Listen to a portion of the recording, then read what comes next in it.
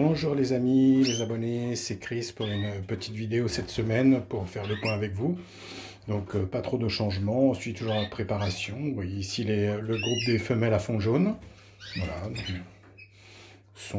elles sont en forme, mais bon, pas encore décidées, et tant mieux, à vouloir à donner des signes de volonté de nicher ou de construire quoi que ce soit en termes de nid.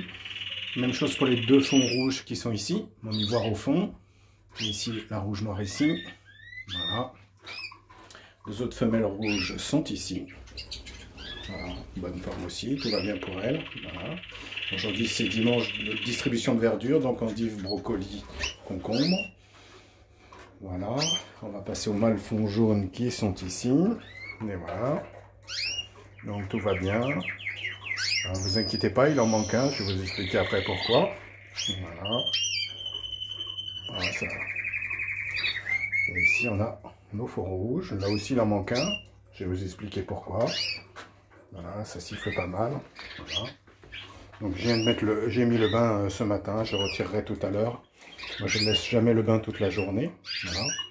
Donc toujours premier mois de préparation qui avance, on attaque la troisième semaine.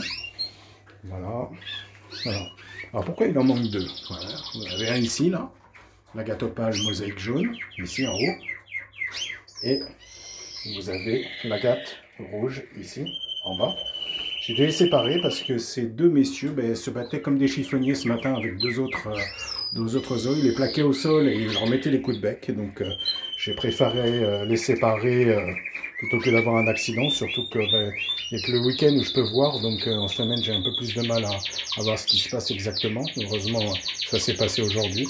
Donc je les ai isolés. Depuis, voilà, ils sont beaucoup plus calmes ici. Voilà. Moins de bataille. Voilà ici. Les rouges, même chose, depuis ils se sont calmés. Donc voilà, il y a petites escarmouches, mais c'est normal. Donc attention, si vous avez des mâles regroupés ensemble, la saison commence à approcher, donc ils peuvent être un peu plus énervés et vouloir se battre, surtout si ceux-là qui sont des dominants n'arrivent pas à dominer certains autres, donc ils peuvent en venir, je dirais, à des belles prises de bec. Voilà. Voilà pour les oiseaux. Donc au niveau de la préparation, un petit point rapide sur le programme. Voilà où on en est. Voilà, donc cette semaine, qu'est-ce qui s'est passé? J'ai donné du probiotique. Je vais vous faire voir avec l'autre boisson. Voilà. Et on continue la pâtée avec le Fertivit ici. Donc voilà, ça se poursuit tranquillement. Pas de soucis. Donc le produit probiotique, parce qu'on me l'a déjà demandé, c'est un classique. Produit qui est à destination initiale des pigeons, mais qui est peut-être utilisé pour les canaris sans aucun problème.